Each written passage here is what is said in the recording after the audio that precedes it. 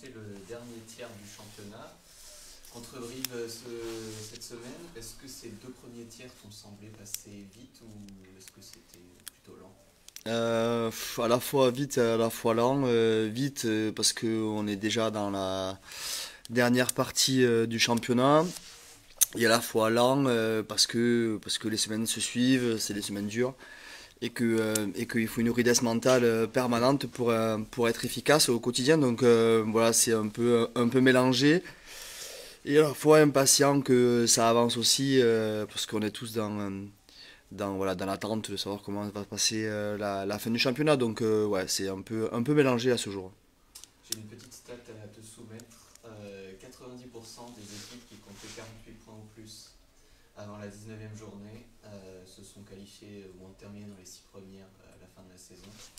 Est-ce que c'est quelque chose qui te fait réfléchir par rapport à un objectif? Ben, regarde, 90, donc ça veut dire qu'il y a 10% de possibles de non-qualification. Donc franchement, et puis pour avoir discuté hier avec Eric, je me projette jamais sur, et en tout cas ça n'a pas été mon discours depuis le début de l'année avec les gars, sur la possible qualification ou pas.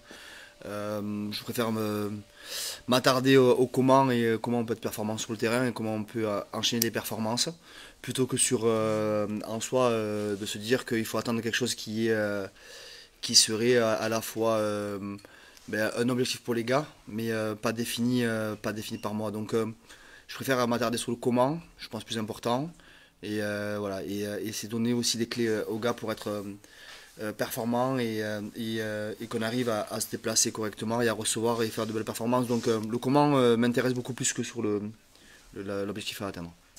Vous allez attaquer un bloc très très dense, Brive, Colomiers, Provence, Grenoble, que des concurrents directs Et direct Aurillac. et Aurillac. Et Aurillac. L'année dernière, un bloc comme ça aurait été peut-être un peu effrayant dans la position dans laquelle vous étiez, avec peut-être des blessés. Est-ce que là, ça devient excitant? Au retour des vacances, on avait dit que ce bloc de 3 était aussi effrayant. Finalement, plus on avance, plus les rencontres sont effrayantes. Mais c'est surtout que le championnat, voilà, plus ça avance, plus le championnat arrive vers la fin. Et donc, ça se resserre. Franchement, aujourd'hui, celui qui est capable de dire quelles seront l'équipe dans l'ordre du tiercé de 1 à 15 sans être méprisant aux yeux de Nice, mais qui sont plus en difficulté. Mais du 1 à 15, franchement, je le signe maintenant. Même si Grenoble aujourd'hui domine, donc allez, je dirais 2 à 15. Franchement, chapeau à lui. Mais voilà, c'est que le championnat est très dur au quotidien, on le sait. Tu fais deux belles performances, tu te retrouves vers le haut. Tu en fais deux moins bonnes, tu te retrouves vers le bas. Donc voilà, notre objectif à nous, c'est comment essayer de performer semaine après semaine. On s'attarde à ça. Si on doit être récompensé à la fin, on le saura. Mais en tout cas, on se dit que voilà, Brive, qui est les chances de demain, est une grosse épreuve de caractère pour moi. Je crois surtout que on doit être capable de construire notre match. On verra à l'issue de cette performance-là si on arrive à rivaliser avec les équipes dans un contexte un petit peu dur, un petit peu difficile. Et c'est ce qui me préoccupe aujourd'hui le plus. Donc, et après, on verra à partir de samedi comment on enchaîne au Colomiers. Mais j'ai pas envie de me projeter sur 5 semaines. C'est quelque chose que je ne sais pas faire d'ailleurs. Donc je préfère me repositionner sur la performance de demain. Tu as commencé à en parler, demain c'est Brive, qui reste sur 3 défaites de suite. Est-ce que dans ton discours, c'est le retour de la bête blessée ou Alors, c'est pas tout à fait ça? pour faire une confidence, quand on a joué Mont-de-Marsan, quand on a joué Béziers et quand on a joué au Yona, on s'était attardé à Béziers à l'extérieur, chez eux en première partie de saison. On s'était attardé à savoir quel contexte vivait l'équipe en face de nous. On a pris 40 à la maison, on a pris 40 à Béziers, on a pris 50 à Oyo. Donc en discussion avec les sages, on s'est plutôt concentré sur nous. Et je crois que jeudi, le team run terminé, je n'ai pas parlé une seule fois du contexte depuis dimanche de Brive. On s'est surtout attardé sur essayer de comment nous performer et quelle opportunité on pouvait avoir pour gagner le match de demain, ou en tout cas être dans les clous, plutôt que de regarder ce que vivait aujourd'hui Brive, qui est une grande équipe, qui a un putain de sacré effectif. Et voilà, donc on s'attardait vraiment sur nous plutôt que sur les autres. On annonce de la pluie probablement, du froid aussi à Brive, des conditions qui vont un peu se rapprocher de ce que vous avez eu à Biarritz en début d'année là. Il faudra les mêmes ingrédients qu'à Biarritz pour gagner. D'abord, il faudra que le socle de notre projet soit efficace, celui de l'occupation, celui de notre jeu au pied, celui de notre défense et celui de notre conquête, qui seront pour moi les armes pour rivaliser demain avec une équipe qui marque le plus de ballons portés du championnat, qui essaye de mettre l'équipe adverse rapidement à la faute pour récupérer les possessions dans le camp adverse et après enchaîner sur sa force qui sont les ballons portés aujourd'hui. Donc ils performent dans ce secteur-là, on le sait. On l'a vu au match aller aussi ici. Donc qu'ils fassent beau ou pas beau, eux ils ont les mêmes caractéristiques. C'est une équipe très dense et très frontale. Donc ouais, on en connaît l'enjeu. Aujourd'hui, pour moi, l'élément essentiel de la performance de demain, au-delà de toutes ces caractéristiques, c'est notre discipline. Si on est discipliné, qu'on ne donne pas l'opportunité à Brive de venir en camp facilement, on ne donne pas à l'arbitre la possibilité d'enchaîner deux momentum négatifs, sachant qu'on a Pierre Bru qui nous arbitre demain et qui est à nos yeux et aux miens en tout cas un des meilleurs arbitres aujourd'hui dans notre championnat. Voilà, si on ne donne pas d'opportunité à Brive de venir facilement dans notre camp et qu'on arrive à enchaîner des momentum positifs, voilà, on ne sera pas mis en difficulté sur les registres qui fait la force de Brive. Par contre, si on est indiscipliné et qu'on subit les momentum brivistes, là on pourra se poser des questions sur la capacité à être résilient. Quand on regarde le classement, un joli choc entre le 5e et le 4e. Il y a un point d'écart entre les deux équipes. Ça va être diffusé à 21h sur Canal Plus Sport. Ça donne un petit parfum particulier à cette rencontre. Je vais être très honnête. Sincèrement, je ne sais pas si je l'ai fait déjà depuis le début. Ça a peut-être dû arriver, mais pas convaincu que je l'ai fait beaucoup. Je ne sais même pas si les joueurs, on en a parlé avec eux du 21h, si ce n'est par rapport à la feuille de route qui change et le timing du départ du stade demain matin. Sincèrement, je ne sais pas si aujourd'hui on parlait d'expérience. Résumer la performance au simple fait que demain on passera à 21h à Canal+, ça serait en fait se prendre pour d'autres.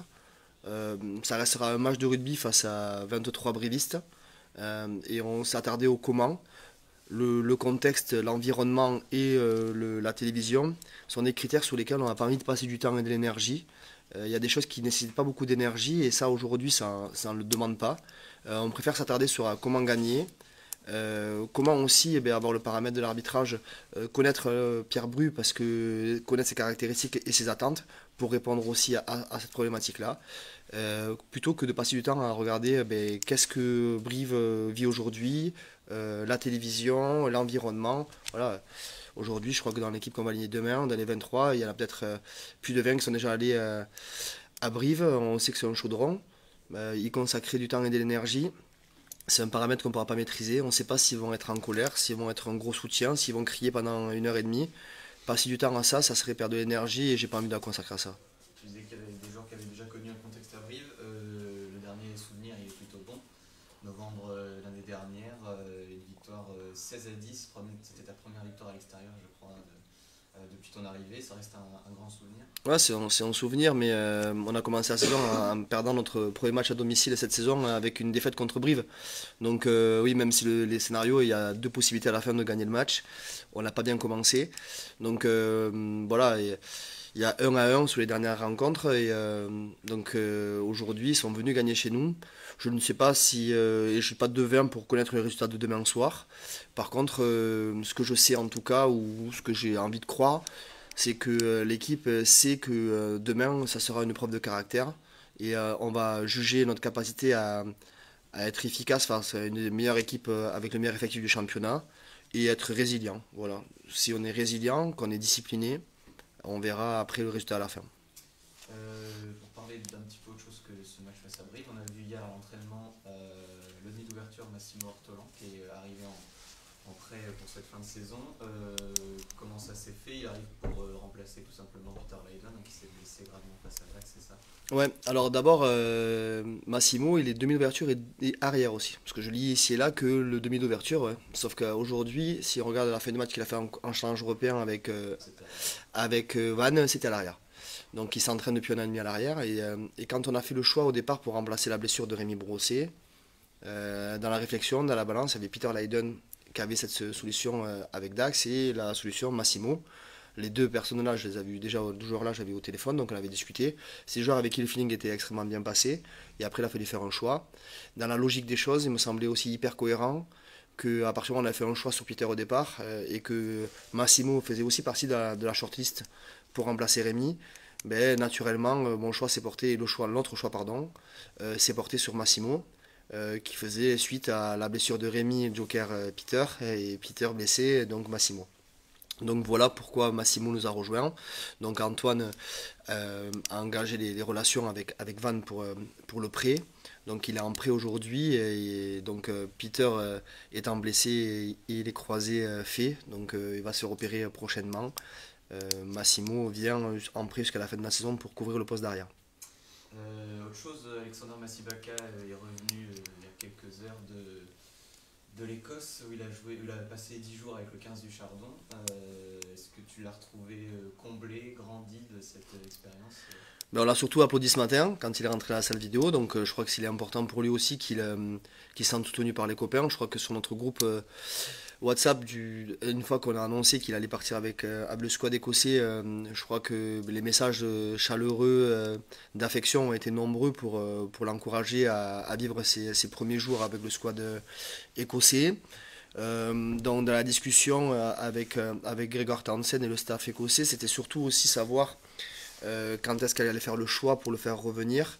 Ma seule commande avait été que s'il venait à rentrer, on le ferait jouer. Mais par contre, il fallait qu'il fasse le team run, c'est-à-dire l'entraînement au moins du capitaine, sachant que le deal avait été très clair avec les gars. C'est que Massi aujourd'hui, il n'est pas à la maison en train de se reposer, il était en train de s'entraîner avec l'équipe d'Écosse, donc il est entraîné au quotidien. Nos prépas physiques sont en relation avec les prépas écossais et nos kinés la même chose, pour savoir comment s'est passé les 10 derniers jours.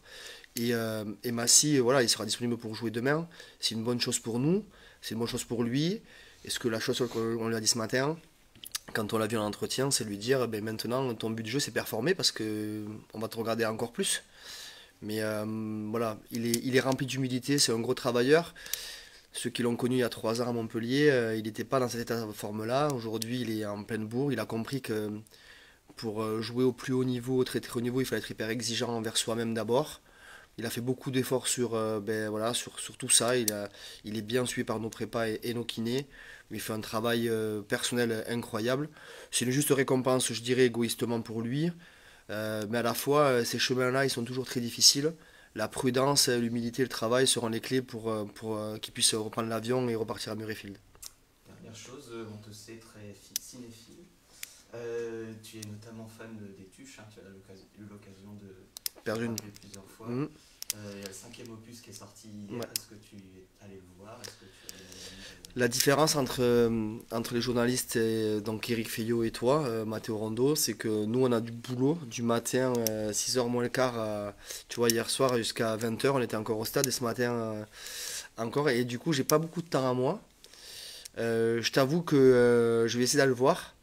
c'est en Comme, Angleterre, tu pourrais y aller avec Johnny si tu veux. comme ça, je pourrais te faire des petites remarques. Parce que ce qui t'a marqué, c'est on peut perdre une fois, mais pas 15. Donc, on peut perdre une carte aussi, mais pas 15. Bonne journée. Merci Alex.